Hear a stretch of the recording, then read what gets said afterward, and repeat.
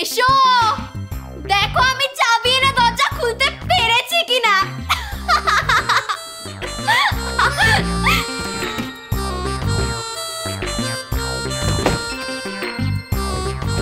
অলক্ষী, এই অলক্ষী, এই অলক্ষী, কোথায় হতভাগী? আমি তোর মুখটা একবার দেখতে চাই। কোথায় গেলি? বেরিয়ে আয় বলছি। বেরিয়ে আয়। ওই তো অলক্ষী। মা, অলক্ষী কোথায় গো? কোথায়? অলক্ষী, অলক্ষী আমার সাথে কোন সাত সকালে বেরিয়েছে, এখনো বেরোয়নি তো। বেরেনি? কি রে, এসে গেল কোথায়? হ্যাঁ? মাসিমা কি হয়েছে? আরে আমার নাতিটার মাথা খারাপ করে দিয়েছে, একবারে পাগল বানিয়ে দিয়েছিল। কি বলছিস? কি মাসিমা পাগল বানিয়ে দিয়েছে? মা চুপ করো না। কি করে? সে অনেক গল্প। ও মাসিমা, গল্পটা একটু বলুন না। একবারে না বলবো। বেশ বুঝতে পেরেছি, অলক্ষী চাবিটা নিয়ে এই বাড়িতেই ঢুকেছে। চাবি? চাবি কোথায়? কি বলছিস বিষ্টু তুই? অলক্ষী তোর থেকে চাবি নিয়ে নিয়েছে? ও মা, তালাটা গেল কোথায়? বলছি কি, আমার যত মনে হচ্ছে ও মনে হচ্ছে রান্নাঘরের মধ্যে।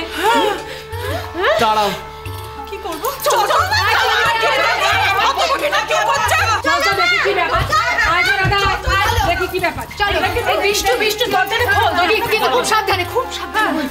সাবধানে বলে সাবধানে।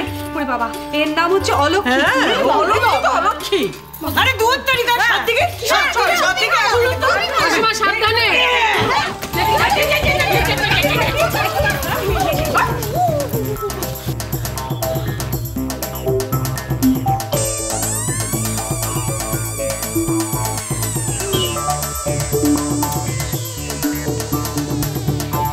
এখনো ভাজিনি গো, এখন থেকে উকি মারছো?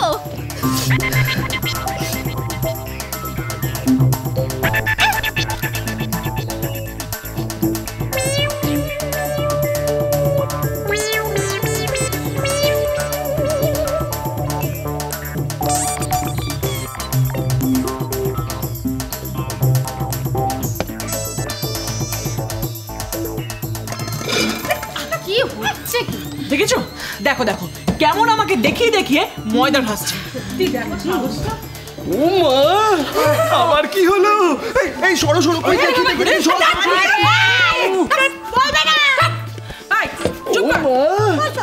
অলক্ষী, তুমি লুচি ভাজছো? হ্যাঁ গো, তোমরা কি আলুটা কেটে দাও না? আমি দেবো মা। মাথায় আলুর চাষ করার ইচ্ছে থাকলে দে। মাথায়? গাছটা মেরে মাথায় তোর আমি আলুর চাষ করিয়ে ছাড়বো। ও মা, গাধা সামলা। থাক তবে। মা, আজ আমাকে একটা কথা স্পষ্ট করে বলো, অলক্ষী এই বাড়িতে থাকবে না যাবে? আমার কথা কি কেউ এখানে শোনে রে? ঠিক আছে, কেউ যখন কারোর কথা শুনবে না তখন আমিও শুনবো না। মানে তুই কি করবি? কি আবার করবে? ওর দাদুর কথা শুনবে না? বিষ্টু, একদম দাদুর কথা শুনবি না। ঘাট ধাক্কা দিয়ে ওকে বার করে দে তো। না, ওকে বের করতে হবে না, আমি চলে যাবো। তুমি যাবে মানে? কোথায় যাবে? আমি এখন এই মুহূর্তে কলকাতায় চলে যাবো। মা, কলকাতায়? ওখানে গিয়ে থাকবি কোথায়? কেন? আমার বন্ধু সুশান্ত যেখানে থাকে সেইখানেই থাকবো।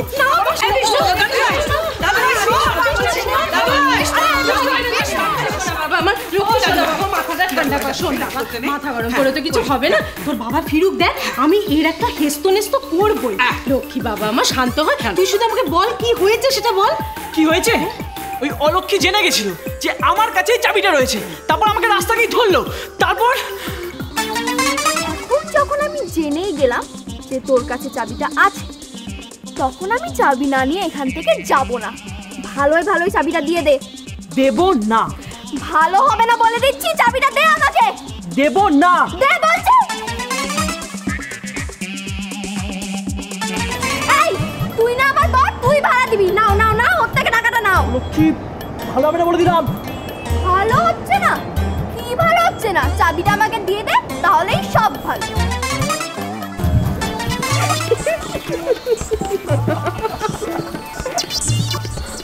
আমাকে চাবি দাও। কে বললেন কথাটা? এই দাও দাও দাও দাও দাও। কে বললেন কথাটা? কে বললেন? হ্যাঁ, বুঝতে পেরেছি, অলক্ষী কথাটা বলার জন্য শিখিয়ে দিয়েছে। কি হলো? সাহস থাকে তো বলুন, চুপ করে আছেন কেন?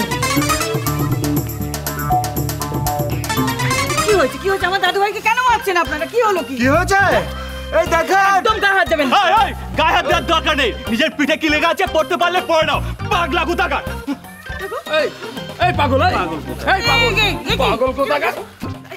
এই দেখো, কুকুর যেমন নিজের ল্যাজ ধরার জন্য ঘোরে, ঠিক সেরকম ঘুরছে গাধা কোথাকার। সোজা হয়ে দাঁড়া। তুমিও?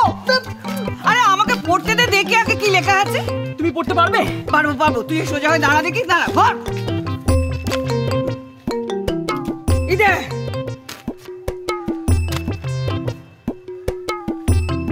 আমাকে চাবি দাও।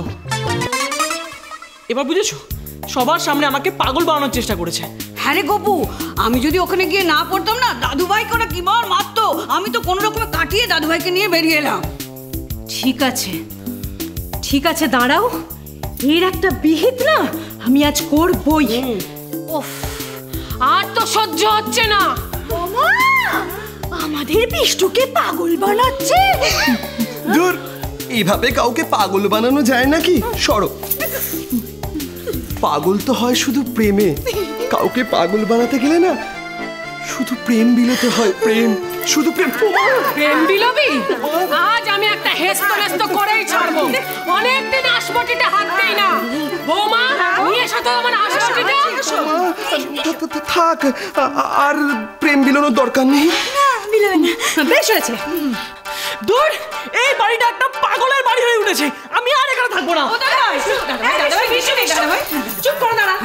তুই আছিস বাড়ির ছেলে, তুই কিনা রাগ করে বাড়ি ছেড়ে বেরিয়ে যাবি? কি বলছে বলো? সেই তো বোঝে না কথা। কি করবো?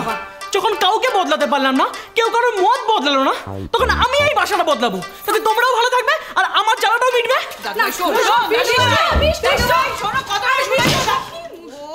দেখো দেখি কি করি এখন। জেগে মেগে চলে গেল, এখন কি করা যায় বল দেখি। কি ব্যাপারটা কি এত চেঁচামেচি কিসের? ওই এসছেন এখন, কি হয়েছে না হয়েছে শুনতে। আমি বলছি বাবা জীবন, আমি তোমাকে সব বুঝিয়ে বলছি এবার। হ্যাঁ বলছি, জল এবার মাথার ওপর দিয়ে বয়ে যাচ্ছে, দম বন্ধ হয়ে যাবার জোগাড়। সেদিকে মুছাচ্ছে। তাহলে ডুব সাঁতার দিন, জানেন না? ছেলে বিভাগী হবে বলছে। ইয়ার কি নামে রে? সব কথাগুলো মন দিয়ে শোনো। বলুন শুনি।